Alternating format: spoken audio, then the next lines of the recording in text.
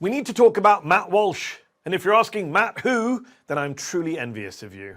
Normally I wouldn't waste time responding to basically an internet troll, but Matt is so emblematic of everything that is wrong with the modern MAGA right. Faux outrage, self-victimization, verbal abuse, a walking, talking Dunning-Kruger.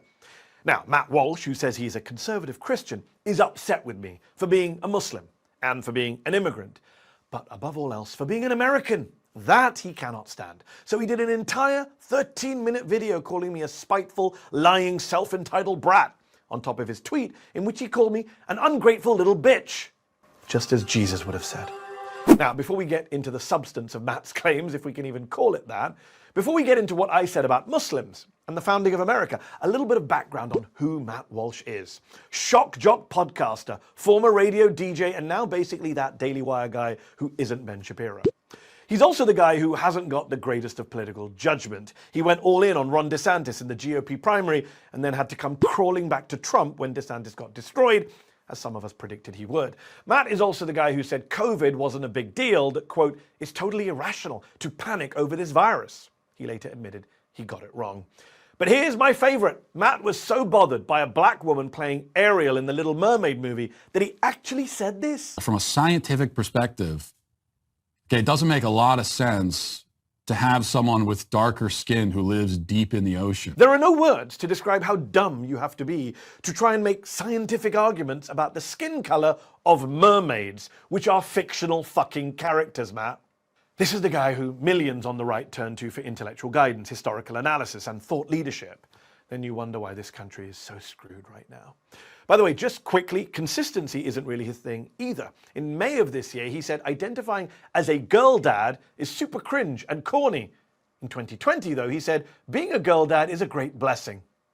He constantly complains about political violence and death threats when they're aimed at him, but he's happy to dish it out to the people he doesn't like. He's called for the mayor of Chicago, a black man, to be executed. He's called for Jimmy Kimmel, a comedian, to be arrested. He once said this, too. But it is, in fact, true that you have to make people hurt. And I'm sorry, but holding signs and yelling loudly will not make anyone hurt. You have to make people hurt. Now, what's really bothering him about me is that I said in a recent visit to Dearborn, I think that if you can play church bells, you can pray the call to prayer. Isn't it okay for Muslim Americans to broadcast a call to prayer? I mean, let me add right now, within reason, of course, and in accordance with all local sound and noise ordinances. But Matt went nuts and said Christianity built this country. Islam did not at all in even the slightest way. That's why we can have our church bells. To which I responded, 1 in 3 of the slaves who built this country were Muslims. They were here long before the Walsh family arrived. You'd know that if you'd studied history, but I know MAGA has an issue with studying. To which Matt responded with a 13-minute video in which he got really mad, but was unable to rebut the 2 central points that I made. Number 1, enslaved people helped build this country. And number 2, perhaps up to 1 in 3 of those slaves were Muslims. Matt can't rebut that because it's true, according to historians, according to the African American History Museum, according to the US State Department. Muslim slaves are a historical fact. As his boss Ben Shapiro has famously declaimed, facts don't care about your feelings, Matt. It's not my fault if they didn't teach you about slavery in high school. In his video, Matt Walsh sounds like a Monty Python sketch. What did the slaves ever do for us? Ignoring the railways, the roads, the ports, the literal seat of our government, the White House and the Capitol, all built by enslaved people. And 1 in 3 of them, remember, being Muslims, black African Muslims. Matt is also just completely clueless about the Muslims who fought in the Revolutionary War, in the War of 1812, in the Civil War, where most of them fought in the Union Army. But then again, Matt's been pictured wearing a Confederate t-shirt, so maybe he's mad that the Muslims fought against the Confederacy. He even issues this challenge to me. If Islam had ceased to exist 300 years ago, this country would not have lost a single thing. There is not a single good thing about our country that we would not have if not for Islam. And if you doubt that, then go ahead and give me an example of the great gift that Islam has given to this country since its founding. Has he never heard of the Golden Age of Islam, which helped fuel the Renaissance and the Enlightenment in Europe, which of course then helped produce the American founding fathers? Has he ever gotten off of the internet and read a book? But look, I'm happy to fill the gaps in his education. He asked me to explain what Islam or Muslims have done for America. I mean, the black Muslim slaves aside, more recently, how about the planning of the moon landings, That was a Muslim American scientist and immigrant. How about the science behind modern skyscrapers? That was a Muslim American engineer and immigrant. How about brain tumor treatment? That was a Muslim American neurosurgeon and immigrant.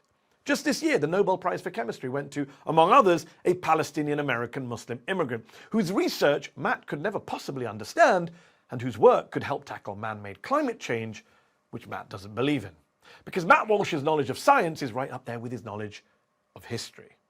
So what does he do? The guy who can't rebut basic facts. He attacks me. He goes after me for a speech I gave nearly 2 decades ago, which I said awful, dumb, bigoted things about the gay community, about non-Muslims, which I've regretted, disowned, apologized for multiple times over the decades. He thinks it's a gotcha. But here's the problem for Matt. What I said back then are essentially Matt Walsh's views right now. Matt is an anti-gay bigot today. In fact, Matt supports a Uganda law imprisoning gay people. I don't. Matt thinks most pop music is satanic. I don't.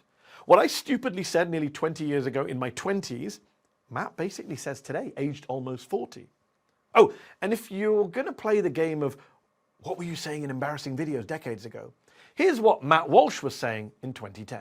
But to all of a sudden act like this phenomenon of girls getting pregnant at a young age that we consider young, 16 or 17, to act like it's a new thing is ridiculous. It's always been that way. Girls between the ages of like 17 and 24 is when they're technically most fertile. That's pretty gross, pretty disgusting. I think we can all agree.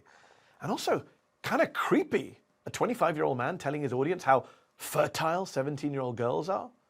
What is wrong with you, man? I mean, it's also ironic that the right are obsessed with smearing Muslims as child molesters and saying Islam supports child marriage, and yet here is Matt on tape saying that about 17-year-old girls, about children. So, look, to conclude, who is more American? The guy who supports free and fair elections, me, or the guy who got mad when judges locked up violent insurrectionists who tried to overturn the 2020 election, Matt Walsh? Who is more American, the guy who supports the First Amendment and free speech, me, or the guy who wants to imprison people and deport people for their speech, Matt Walsh?